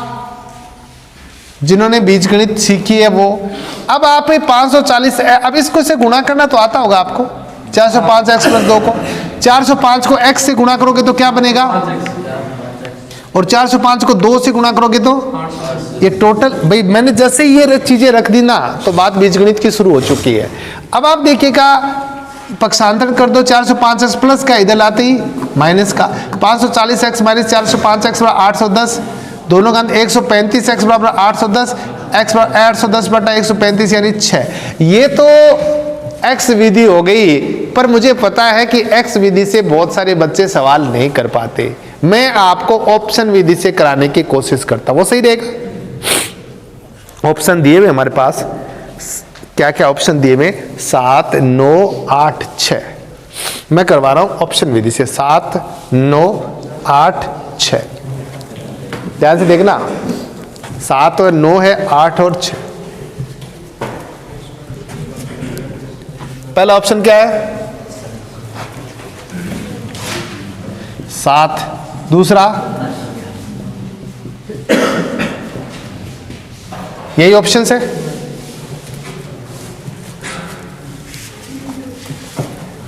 यदि मैं पहली बार प्रत्येक लड़के को 7-7 मिठाई दूं तो दूसरी बार कितनी कितनी दोगे? कि लड़के एब्सेंट होने पर प्रत्येक लड़के को वो पूछा क्या है कि पहली बार प्रत्येक लड़के को कितनी कितनी मिठाई मिलनी चाहिए। वास्तव में प्रत्येक लड़के को कितनी मिठाई मिलनी चाहिए, यही पूछ रहा है ना वो, यही पूछ रहा है। पहली बार मैं प्रत्येक लड़के को 7-7 मिठाई दूं, मैं उत्तर 7 दूं, इसका मतलब क्या हुआ बताओ मुझे? कि जब कोई लड़का एब्सेंट नहीं होता तो प्रत्येक लड़के को कितनी मिलती? 7 है। और एब्सेंट होने पर प्रत्येक को कितनी? एब्सेंट होने पर कितनी? 9 यार, 2 ज्यादा मिल रही ना। यदि मैं उत्तर 9 दूं तो इसका क्या मतलब है कि प्रत्येक लड़के को पहली बार 9 मिलती और एब्सेंट होने पर कितनी मिलती? 11। मुझे पहली बार कितनी मिलती वो ज्ञात करना है या एब्सेंट होने के बाद कितनी मिली वो ज्ञात करना है? पहली बार। वास्तव में कोई एब्सेंट नहीं होता तो कितनी मिलती वो ज्ञात करना है। यदि मैं उत्तर 8 दूं तो इसका क्या मतलब है कि यदि कोई एब्सेंट नहीं होता तो प्रत्येक को 8-8 मिलती और 135 के एब्सेंट होते ही प्रत्येक को 10-10। और उत्तर 6 दूं तो इसका क्या मतलब हुआ कि पहली बार प्रत्येक को 6-6 मिलती और एब्सेंट रहने पर 8-8। अब आपको पहली बार प्रत्येक को कितनी कितनी मिले जब कोई एब्सेंट नहीं, वही तो ज्ञात करना है। तो अब देखिए, अब मैं कह रहा हूं इसका उत्तर सीधा ही ले ले। इसका उत्तर में हमने कितना निकाला था? 6। तो मैं इसी से ले लेता हूं, ज्यादा समय नहीं निकल लगेगा। कि माना मेरा उत्तर 6 है माना हम मैं ये उत्तर करना चाहता हूं, मैं कह दिया सही उसका उत्तर तो 6 है। आप कहेंगे सर कैसे पता चला 6? वो ऐसे पता चला कि पहली बार 540 लड़के हैं और प्रत्येक को 6 बांटू तो कितनी मिठाई बटेगी? कितनी होगी? 0। 24 को 4 हासिल 2, 30 और 2 पहली बार इतनी नहीं भाई, प्रत्येक लड़के को 6 दूं 540 लड़के हैं तो 3240 मिठाई बच गई। अब दूसरी बार लड़के कितने हो गए? 540 में 135 405 लड़के और प्रत्येक को अब आप कितनी दोगे? कितनी बंट जाएगी? 8। तो इसका मान भी कितना बनता है? 3240 ही बनता है। 8 पंजे 40 को शून्य हासिल 4, 4 का 4 832।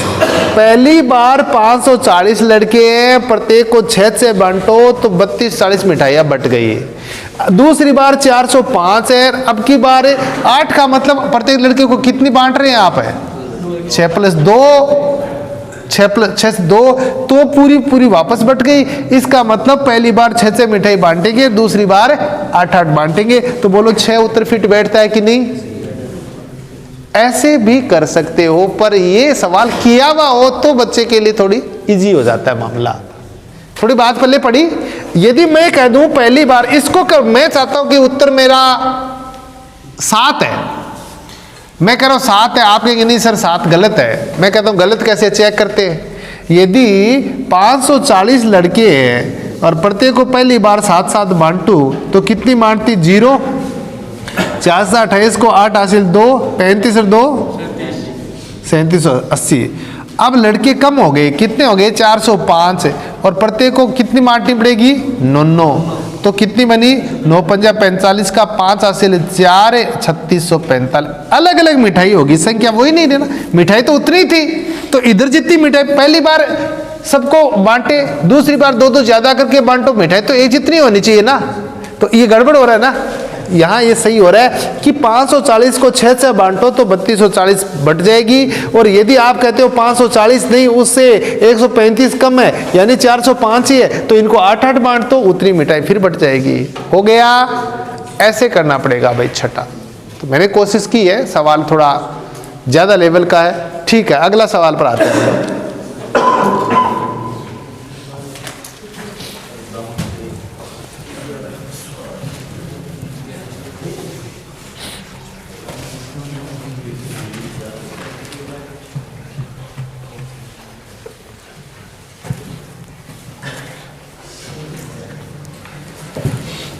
भाई 1-2 सवाल 15 में से आना कोई बड़ी बात नहीं, मुश्किल, पर आपको 15 में से गणित के 13 सवाल तो आने चाहिए। आपको 15 में से 13 से कम आ रहे ना, तो फिर वहां दिक्कत है। क्योंकि 2 सवाल आप गणित में छोड़ सकते हैं, 2 सवाल हो सकता है साइंस में गड़बड़ हो गई, 2 सवाल हो सकता है जीके में, 6 सवाल तो आपने छोड़ दिए, सवाल बचे 44। अब 44 में से एक सवाल है वो भूल से गलत हो गया 43, और कोई भरने में गलत हो गया 42, इस प्रकार और उन 2 के माइनस कट गया 41। तो भी मामला 41 पर 40 पर आके टिकता है। यदि बच्चे को लगता है ना कि मुझे 45 आ रहे हैं, तो भी वो 45 कॉपी में बैठते नहीं है। बहुत एक्यूरेसी से पेपर करना पड़ता है। तुम्हारी जो रोज एग्जाम होते हैं ना, एक दिन छोड़ करके एक दिन, उसमें तुम एक चीज तो सीख लेते हो कि ये हमें आता है, ये हमें नहीं आता, पर तुम वो नहीं सीखते। तुम्हें परीक्षा पास करने के लिए 3 चीजों की जरूरत पड़ती है। पहली चीज आपको याद होनी चाहिए, वो चीज आनी चाहिए। दूसरी चीज आपके पास टाइम मैनेजमेंट होना चाहिए, और तीसरी चीज भरने में एकदम एक्यूरेसी होनी चाहिए। ऐसा नहीं है कि 2 भरना चाहता था 3 भर गया। तो ये कई चीजें होती है, इसलिए आप जब परीक्षा देते हो तो हमेशा याद रखना कि नेगेटिव नहीं करूंगा। अब कल ही का एग्जाम हुआ था, एक बच्चा का सर 2 ऑप्शन गलत भर गए भूल से। मैंने कहा बस हो गया काम, भूल से गलत भर गए। परीक्षा और किस चीज की होती है, और क्या सीखते हो तुम? सही है ना, सुधरने का मौका नहीं मिलता। 50 लड़कों की कक्षा में अगर कक्षा का औसत 45 वजन है, क्वेश्चन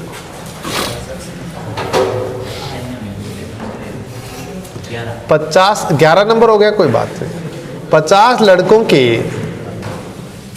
कक्षा में अगर कक्षा का औसत वजन 45 किलो है,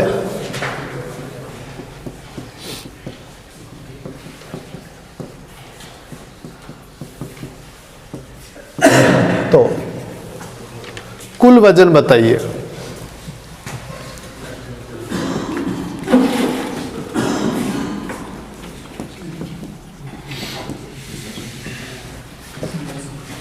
अब औसत का मतलब क्या होता है, ये अगला सवाल आया हुआ है। प्रत्येक लड़के के हिस्से में तो सीधा गुणा ही तो करना है। औसत का मतलब प्रत्येक लड़के के हिस्से में आपको सीधा गुणा करना है। 50 लड़कों के कक्षा में औसत वजन यानी प्रत्येक लड़के का 45 केजी। भाई चाहे तो सूत्र लगा लो कि राशियों का योग बराबर औसत गुणा राशियों की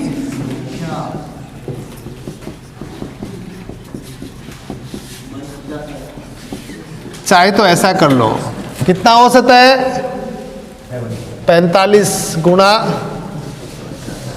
2250। नहीं तो ऐसे अंदाज ही लगा लो कि औसत का मतलब प्रत्येक कैंडिडेट के हिस्से में कितना है। तो प्रत्येक कैंडिडेट के हिस्से में 45 है, टोटल 50 है, तो 50 गुणा 45 2250 हो ही जाएगा। अगला सवाल देखिएगा, नेक्स्ट क्वेश्चन क्या है हमारा। अगला क्वेश्चन देखिएगा, 2 खिलाड़ी नैना व रिया टेनिस मैच खेलते हैं 12। मैंने तुम्हें कल साइंस में एक सवाल बताया था कि एक महिला के लड़का या लड़की, एक गर्भवती महिला है, उसके लड़का या लड़की होने की संभावना कितने % होती है? 50%। और मैं कह दूं लड़का होने की संभावना 50% है, तो लड़की होने की कितनी बची? 50। लड़का होने की संभावना 60% है, तो लड़की होने की 40। वो सवाल आ गया, कल ही करवाया था। अब यहां पर वो खेल से संबंधित आ गया। देखो सवाल क्या है, 2 खिलाड़ी नैना और रिया एक टेनिस मैच खेलते हैं।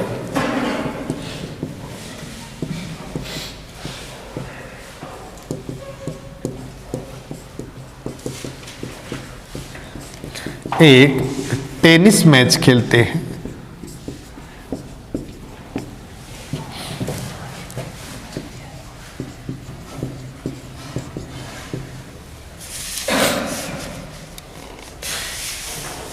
नैना के मैच जीतने की संभावना 0.62 है, मतलब एक में से मैच जीतने की संभावना। वैसा ही सवाल है लगभग, मतलब जो हम कंसेप्ट जो कर रहे थे वो प्रतिशत में दे दिया या प्रतिशत बिना का पूछ लिया। नैना के मैच जीतने की संभावना 0.62 है, 0.62 है, तो रिया के मैच जीतने की संभावना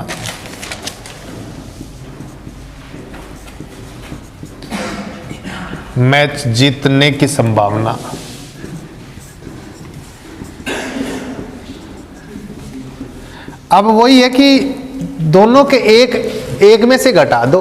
भाई एक मान लीजिए आप कहे कि एक आदमी के मरने की संभावना आधी है, तो जीने की संभावना कितनी है? आधी जीने की है, कह सकते हो। एक आदमी के जीतने की संभावना आधी है, तो हारने की संभावना आधी। आप कह दो भैया एक आदमी के जीतने की संभावना 80% है, तो हारने की 20%। तो वही है, 1 पर ले लो चाहे 100 पर ले लो। तो हल क्या करोगे? 1 माइनस 0.62 बस हो जाएगा, 1 में से घटा दो। क्वेश्चन में ऐसा मैंने कल बताया था कि एक गर्भवती महिला के लड़का या लड़की होने की संभावना कितने % होती है, ऐसे हम बात कर रहे थे। मैंने लिखवाया था आपको सवाल, आपने कहा सर 50% लड़का होने की, 50% लड़की होने की। मैंने कहा एक गर्भवती महिला के लड़का होने की संभावना 60% हो तो लड़की की 40% रहेगी। वैसा ही सवाल यहाँ पर है। अगला क्वेश्चन है हमारा x बराबर 1, y बराबर 2, z बराबर 3, तो x square plus y square plus z square. 12 number तक सवाल हो चुका है।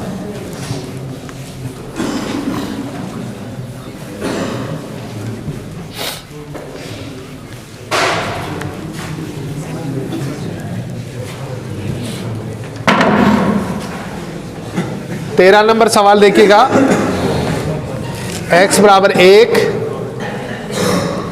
y बराबर 2, z बराबर 3, तो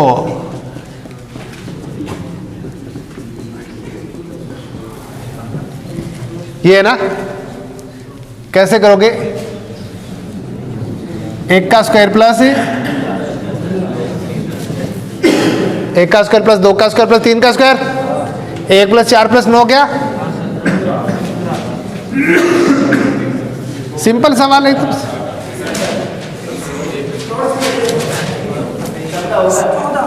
x square plus y square plus z square 9 4 13 14 भाई, सॉरी। ठीक है भाई एक्स बराबर 1, वाई बराबर 2, जेड बराबर 3, तो आपको x square plus y square plus z square का मान पूछा है। नेक्स्ट क्वेश्चन है हमारे पास। अब एक अच्छा सवाल है, देखो 14 नंबर। एक कक्ष का एक सवाल, ये थोड़ा सा स्पष्ट नहीं है, इसमें लिखा हुआ है, कॉपी उठाना भाई। जो नेक्स्ट क्वेश्चन है इसमें लिखा हुआ है, कॉपी में साफ नहीं लिखा। एक वर्ग अंतराल का माध्यमान 42 है। एक वर्ग अंतराल का माध्यमान 42 है। वर्ग अंतराल का माध्यमान 42 है। यदि कक्षा का आकार 10 है, देखो जो भाषा लिखी हुई है सेम वही लिख रहे हैं। कक्षा का आकार 10 है, तो कक्षा की ऊपरी व निचली सीमा कितनी? कक्षा की ऊपरी व निचली सीमा कितनी?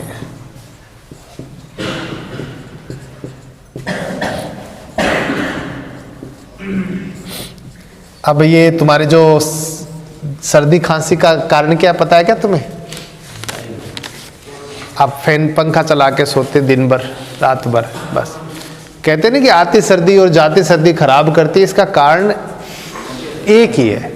इसके दो कारण होते हैं। एक कारण तो ये होता है कि हम बाहर निकलते सुबह शाम तो कपड़ों का ध्यान नहीं रखते। दूसरा फैन, रात्रि को पंखा चलाते हैं। अब इस समय सुबह देखते हो आपको जुकाम की समस्या में रहेगी। लगभग 80% बच्चे हैं वो जुकाम से पीड़ित दिख रहे हैं, जबकि पीछे ऐसा कोई दिक्कत नहीं थी। तो कारण भैया, रात को जब सोते हो तो सिर के ऊपर कपड़ा वगैरह रखा करो, पंखा वगैरह वो मत चलाया करो एक बार। दो चीजें होगी, इससे बिजली की बचत भी होगी, मेरे लिए भी ठीक रहेगा और तुम्हारे लिए स्वास्थ्य ठीक रहेगा। सही ना? बहुत जरूरी बात है ये। यदि आप फैन चला के सोते हो रात भर तो निश्चित बात है सुबह आपको है वो जुकाम की शिकायत पक्की मिलेगी।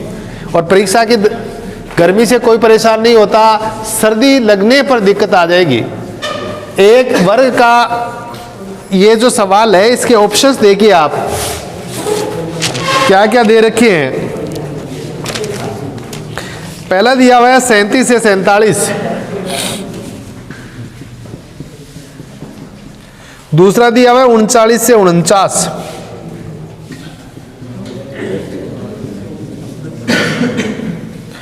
तीसरा दिया हुआ है 30 से 40 और चौथा दिया हुआ है 55 से 35 से 45। अब ये कक्षा ही कहते हैं इनको, आप कुछ भी कहे। माध्य का मतलब बीच की संख्या आप मान ले, माध्यमान मतलब बीच का मान मान ले आप। आकार तो 10 है, ये भी 10 का अंतर है, ये भी 10 का अंतर है, ये भी 10 का है, तो वो 10 वाला तो कोई यहाँ पर कोई अलग से रूल लगा ही नहीं ना भाई। आकार 10 का मतलब ये 37 47, तो 37 से 47 की बात की जा रही है। कक्षा का आकार 10 है, इस सवाल यही है।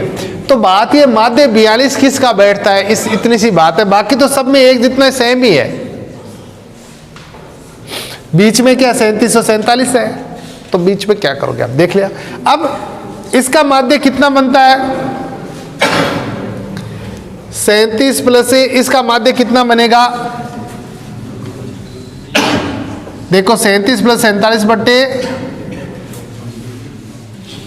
2 कितना हुआ 14, 84 बट्टे 2 42 बन गया क्या। इसका माध्य कितना बना, बीच का मान, आपको कोई भी दो संख्या है उनका बीच का मान ज्ञात करना हो तो दोनों को जोड़ करके 2 का भाग ही तो देते हैं। माध्य का मान बीच, अरे माध्य का मतलब बीच का मान मान लो। और दो संख्याओं का बीच का मान कैसे पता चलता है, जैसे मैं, हाँ मैं ये कहता हूं दोनों को जोड़ करके दो, जैसे मान लीजिए मैं कहूँ 5 और 15 के बीच की संख्या बताइए, 5 और 15 के बीच का माध्य बताइए, माध्य मान कितना आता है, तो 5 और 15 को जोड़ करके 2 का भाग दोगे, ये जोड़े तो 39 प्लस 49 बट्टे 18 को 8 44 बन गया ना। तो 42 से यहाँ 30 प्लस 40 बट्टे 2 70 बट्टे 2 35 प्लस 45 बट्टे 2 80 बट्टे 2 40। तो माध्य किससे निकल रहा है, दो संख्याओं को जोड़ करके 2 का भाग देने पर माध्य बनता है, वो 42 माध्य पहले ऑप्शन से ही बन रहा है। पहली दो संख्या को जोड़ करके 2 का भाग देने पर ही तो माध्य है वो 42 बन रहा है। तो बस इतना सा है, इसमें और कोई ज्यादा कुछ आवश्यकता नहीं है। माध्य मान आपसे नई बात आप क्या सीखी कि दो संख्याओं का माध्य मान ज्ञात करना हो तो दोनों को जोड़ करके 2 का भाग दे दें। मैं कह दूं 100 और 150 के माध्य मान बीच का मान बताइए, 100 और 150 को जोड़ करके 2 का भाग दे दे। अगला सवाल देखिए नेक्स्ट। तो पहला उत्तर सही हो गया ना इसका, क्योंकि 37 और 47 को जोड़ने पर बच्चों बनता है 84, 84 में 2 का भाग दिया 42 से, तो माध्य मान 42 बनता है 37 और 47 से। तो ऊपरी सीमा 37 मान ले और निचली सीमा 47, यही सही है। अगला क्वेश्चन, क्यूब घन, मैथ का गणित का लास्ट कितने हो गए, 14 हो गए ना, एक ही और करना है। लास्ट 15वां सवाल ट्रेडमैन का मैथ का पेपर सोल्व हो गया। थोड़े रीजनिंग साइंस से जीके वो अलग क्लास में कर लेंगे एक साथ।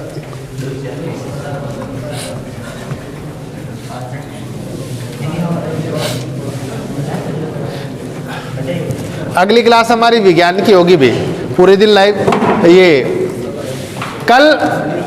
कल की जो क्लास होगी उसमें मैं, कल जो सुबह क्लास होगी उसमें मैं आपको रीजनिंग, जीके और साइंस का सॉल्यूशन करवा दूंगा, उसमें मात्र आधा घंटे का टाइम लगेगा। अगली क्लास हमारी साइंस की लेंगे हम लाइव क्लास, उसमें हम स्टडी करेंगे। फिलहाल मेरा लास्ट सवाल है, क्यूब के प्रत्येक किनारे में 15 नंबर, क्यूब के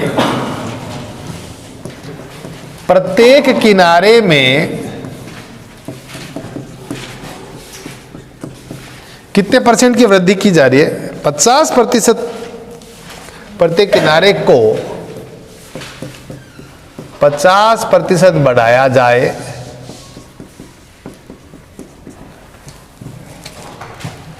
तो उसके सतह क्षेत्रफल में कितने % की वृद्धि। अच्छा सवाल है, लेकिन थोड़ा सा सवाल घुमाया हुआ है। जनरली हम आयत या वर्ग की बात तो करते हैं, मैंने ऐसे सवाल खूब कराए आपको, आयत के कि आयत की प्रत्येक भुजा में एक लंबाई चौड़ाई में इतने % वृद्धि कर दे, वर्ग की भुजा में इतने % की वृद्धि करते तो क्षेत्रफल में कितने % की वृद्धि होगी। या क्यूब का आ गया, क्यूब के प्रत्येक किनारे को 50 में बढ़ाया जाए तो उसके सतही क्षेत्रफल में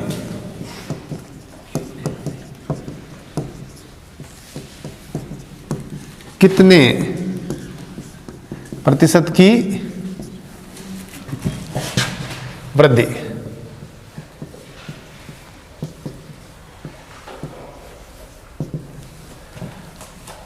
क्यूब क्या चीज होती है? ये तो ठीक है ना, घन की। तो घन की किनारे का मतलब भुजा से है। किनारे का मतलब किससे है यहाँ? एक घन में कितने किनारे या भुजा होते हैं? ये पूछूं तो नहीं, सतह होती है 6, तो 12 हो जाते हैं। 12 खैर उसकी जरूरत नहीं पड़ेगी, अभी 12 संख्या की जरूरत नहीं पड़ेगी। बात इतनी सी है कि घन का सतही क्षेत्रफल क्या होता है, ये बताओ पहले तो।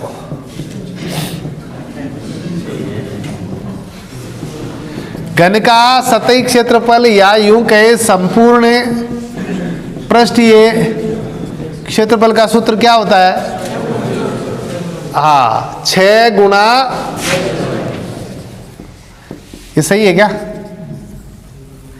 बात कंसेप्ट से करनी है, सवाल को समझ करके करना। पहला तरीका मैं बताता हूं, 6 गुणा भुजा स्क्वायर। एक बात बताइए, पहले घन की भुजा कितनी मान लें? 100 मान लें क्या? और बाद में घन की भुजा कितनी मान लें?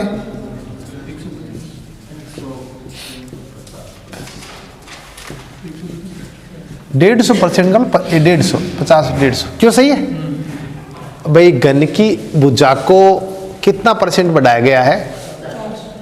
50%। यानी घन की भुजा पहले कितनी मान ले? 100, और बाद में कितनी मान ले? 150। मान सकते हो, दो तरीके का सवाल है, ऐसे कर सकते हैं आप। तो यहां घन का यह क्षेत्रफल कितना बन गया? सतही क्षेत्रफल कितना बन गया यहां? 6 गुणा 100 गुणा 100, ये नहीं बना क्या? और यहां सतही क्षेत्रफल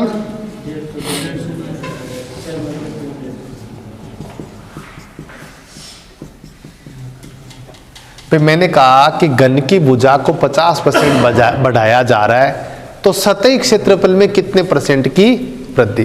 तो पहले घन की भुजा को 100 मान लो। कितना मान लिया? 100 मान लिया ना, 100। तो सतही क्षेत्रफल कितना हुआ? 6 गुणा भुजा स्क्वायर। अरे घन का आयतन कितना होता है बताओ? ये घन पड़ा होगा ना हमारे पास, ये रहा भाई, यही तो है घन, इसे कहते हैं। इसकी देखो, इसके किनारे कितने हैं? 1 2 3 4 5 6 7 8 9 10 11 12। इसकी सतह कितनी है? 6। 1 2 3 4 5 और 6। घन में सतह कितनी है? 6।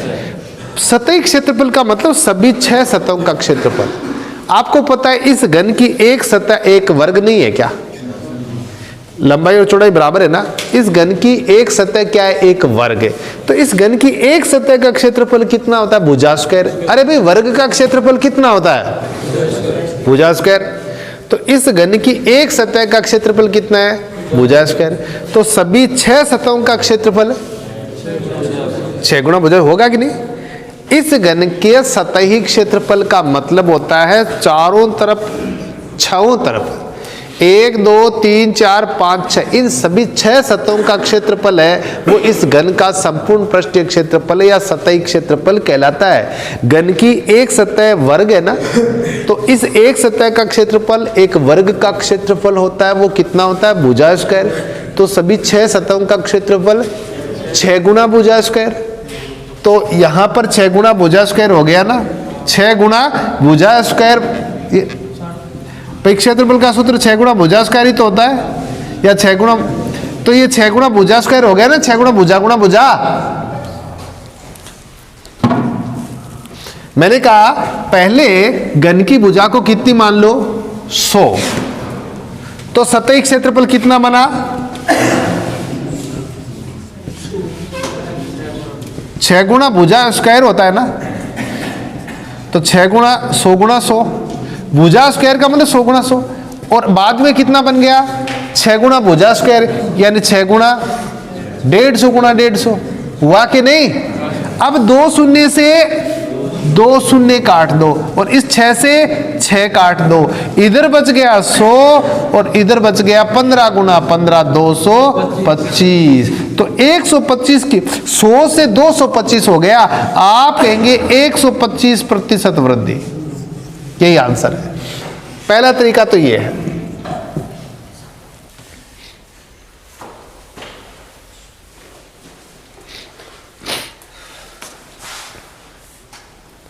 भाई पहले घन की भुजा 100 मान लो, तो घन का सतह क्षेत्रफल 6 गुणा भुजा स्क्वायर 6 गुणा 100 का स्क्वायर यानी 6 गुणा 100 गुणा 100। बाद में घन की भुजा 150 मान लो, तो घन का सतह क्षेत्रफल 6 गुणा भुजा स्क्वायर 6 गुणा 150 का स्क्वायर 6 गुणा 150 गुणा 150। अब 6 से 6 काट दो, 0 से 0 काट दो, इधर 100 और इधर 225। भाई कट गया। मैं फिर लिखूं इसको, तो इसको कैसे लिखोगे आप? इधर लिखा आपने 6 गुणा 100 गुणा 100 और इधर 6 गुणा 150 गुणा 150, 6 गुणा भुजा स्क्वायर। अब 2 शून्य से 2 शून्य और इस 6 से ये 6, इधर क्या बच गया 100 और इधर 15 गुणा 15 क्या बन गया 225। तो 100 से कोई चीज 225 हो रही है, इसका मतलब वृद्धि कितने की हो रही है 125 की। तो इसे 125% 100 पर ही तो ही है, 100 पर 125 की वृद्धि करो तभी तो 225 बनेंगे। तो इसे 125% वृद्धि। और ऐसे नहीं, ऐसे कर लेते हैं 100 प्लस माइनस ए 100 प्लस माइनस बी बटा 100। तो ए बी दोनों लंबाई चौड़ाई अलग अलग तो है नहीं, तो 100 प्लस 50 अरे 100 प्लस 50 बटा 100 यानी 150 गुणा 150 बटा 100 कितनी 225। तो 100 से 225 का मतलब 125%। फिर लास्ट में क्या करो 225 में से 100 घटा दो 125%। ऐसा भी कर सकते हो। 100 प्लस माइनस ए 100 प्लस माइनस ए का मतलब पहली भुजा और बी का मतलब दूसरी भुजा। तो घन में तो भुजा सब बराबर ही है, ठीक है। तो 100 प्लस 50 100 प्लस 50 बट्टे 100 150 गुणा 150 बट्टे 100। 2 शून्य से 2 शून्य कट गई, 15 गुणा 15 225। अब 225 आ गया ना, तो 225 और 100 का जो अंतर होता है वही उत्तर होता है 125%। ये तो है रटने की बात, रटत विद्या। और समझने की बात करो तो समय कुछ भी नहीं लगता। पहले घन की भुजा 100 मान लो, सतह क्षेत्रफल 6 गुणा भुजा स्क्वायर 6 गुणा 100 गुणा 100। बाद में घन की भुजा 150 मान लो, संपूर्ण पृष्ठीय क्षेत्रफल या सतह क्षेत्रफल 6 गुणा भुजा स्क्वायर 6 गुणा 150 गुणा 150। 6 से 6 कट गया, 2 शून्य से 2 शून्य कट गई, इधर 100 बच गया, इधर 15 गुणा 15 225 हो गया। 100 से 225 यानी 100 में कितना बढ़ने पर 225 बना 125। तो उत्तर आ गया 125%। ओके भाई। डियर स्टूडेंट्स, यदि आपको रियली मेरी लाइव क्लासेज का फ़ायदा मिल रहा है, यूट्यूब चैनल से फ़ायदा मिल रहा है, तो मैं चाहूँगा कि इस फ़ायदे को आप आगे जारी रखें। इसके लिए आपके लिए ज़रूरी है कि इस चैनल को आप सब्सक्राइब करें। मेरे जितने भी वीडियोज हैं, चाहे वो आर्मी जीडी मैथ्स के हो, साइंस के हो, रीजनिंग के हो, आपको हर समय अपडेटेड वीडियो मिले, इसके लिए आप स्थापना डिफेंस यूट्यूब चैनल को सब्सक्राइब करें, ताकि आपको हमेशा वीडियो मिलता रहे, चैनल को सपोर्ट मिले और मैं हमेशा के लिए आपकी सेवा में हाजिर हो सकूं। Thank you.